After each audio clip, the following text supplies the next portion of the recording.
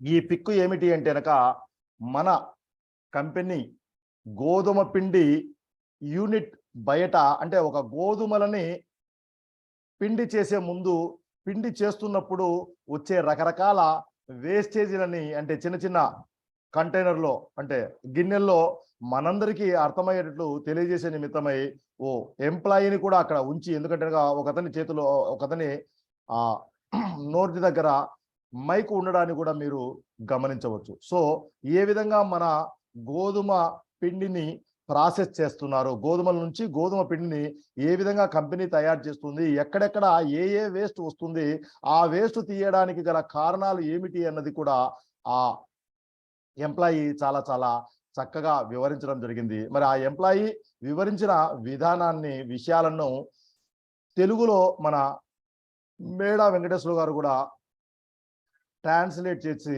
ఓ చిన్న వీడియోని తయారు చేయడం జరిగింది. దాన్ని కూడా ఓ మారు చక్కగా వినే ప్రయత్నం చేయండి. ఇలాగ పండిన గోధుమలు ఎట్లా అంటే, ఈ గోధుమ వచ్చేసి ఈ పొట్టుతో గింజ ఉంటుంది ముందు. ఇక్కడ చూసారా, ఇందు లోపల గోధుమ ఉంది చూడండి. దీంట్లో మనం చూసాం కదా, ఈ గోధుమకు పైన ఇటువంటి పొట్టు మొత్తం ఉంది. ఈ పొట్టు ఇలాంటిది ఏదైనా ఎక్కడైనా కొద్దిగా ఉంటాయి గోధుమలలో, మార్కెట్లో కొన్న దాంట్లో.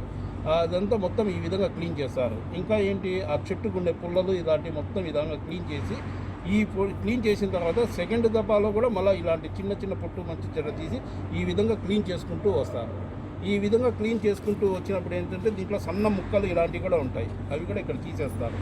తీసిన తర్వాత ఏంది, ఒక డీస్టోన్ ద్వారా రాళ్ళు తీసేస్తారు. ఇక్కడ ఈ రాళ్ళు తీసేసిన తర్వాత ఈ గోధుమ మనకు ఎలాగా ఆకారం ఉంటుందంటే, మనం ఈ పిడికెడు ఎలాగా ఇట్లా పట్టుకుంటే ఉంటుందో అలాగా ఉంటుంది. ఈ పిడికెడు ఆకారంలో ఈ మధ్యలో ఈ గీత ఉంది కదా గోధుమకు, ఈ మధ్యలో ఉన్న గీతలో వచ్చేసి డస్ట్ అనేది పేరుకొని ఉంటుంది.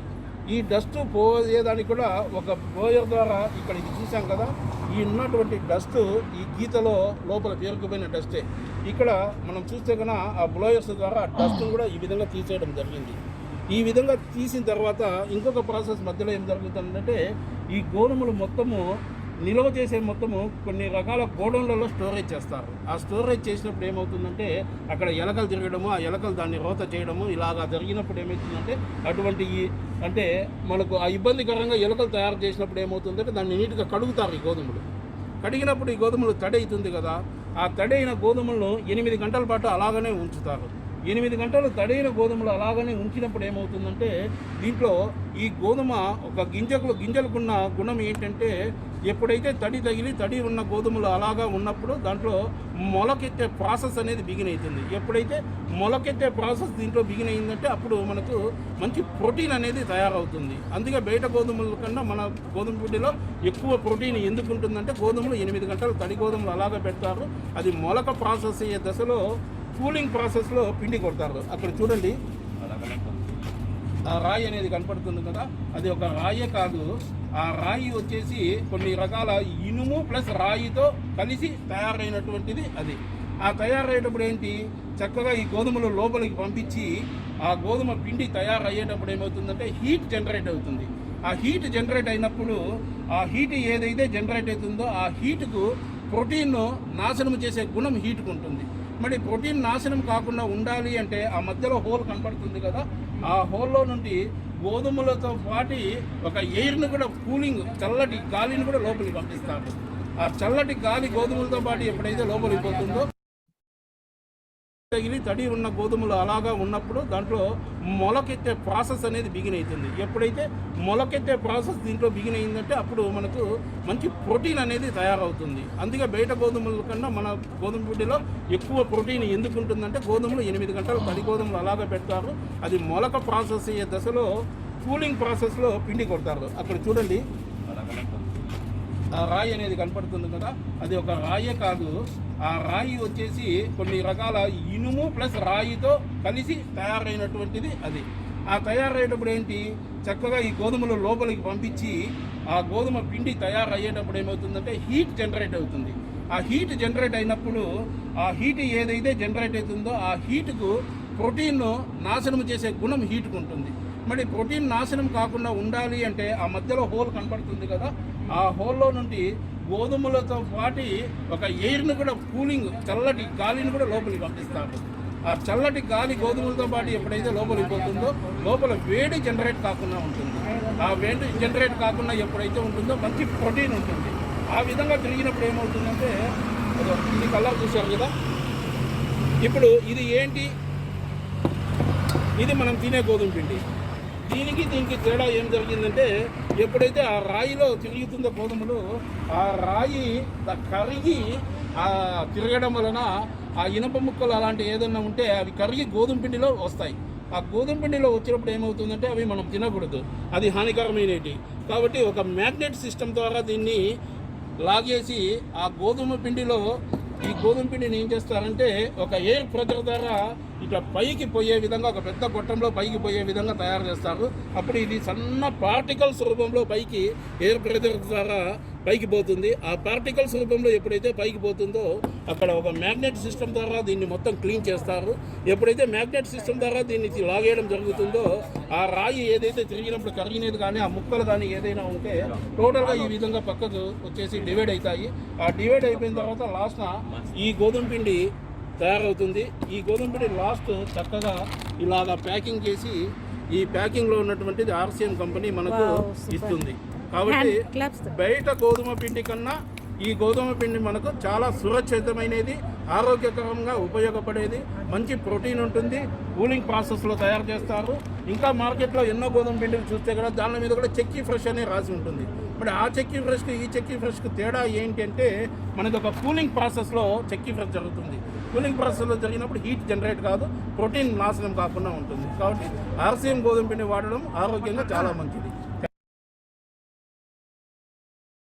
మరి చూశారు కదా ఫ్రెండ్స్, అంటే మన కంపెనీ మనందరి ఆరోగ్య నిమిత్తము ఎంత చక్కగా గోధుమ పిండి అంటే నాట్ ఓన్లీ గోధుమ పిండి, ప్రతి ప్రోడక్టు తయారీలో కూడా మన కంపెనీ చాలా చాలా శ్రద్ధ తీసుకుంటుంది. మన ప్రోడక్ట్లే మన యొక్క బలమని కూడా నేను చాలా సార్లు చెప్పి ఉన్నాను. మరొక్క మారు ఆ విషయాన్ని గట్టిగా నొక్కి వక్కానిస్తున్నాను. మీరు చాలా మంది ఏమంటుంటూ ఉంటారంటే మేమే మా ఇంట్లో గోధుమల్ని పిండి చేసుకుంటాము అంటూ ఉంటారు. మరి అటువంటి గోధుమ పిండి ఏమాత్రము వాడకూడదు పొరపాటున కూడా అని ఈ వీడియో చూసిన తర్వాత నాకు అర్థమైంది ఫ్రెండ్స్. ఎందుకు అంటే మరి ఏ గోధుమలైనా కూడా గోడౌన్లలో నిల్వ చేయడము సర్వసహజం. మరి ఎప్పుడైతే గోడౌన్లు నిల్వ చేశామో అక్కడ తప్పకుండా ఎలుకల బెడద ఉండి తీరుతుంది. మరి ఎలుకలు ఎప్పుడైతే ఉన్నాయో ఆ ఎలుకలు వాటి యొక్క మలమూత్రాదుల్ని తప్పకుండా అందులో విసర్జించినప్పుడు వాటిని కడగకపోతే ఏమవుతుంది, ఒక్కసారి మనము అంటే అర్థం ఆలోచిస్తేనే మనం ఏమి అంటే వాడలేని పొజిషన్.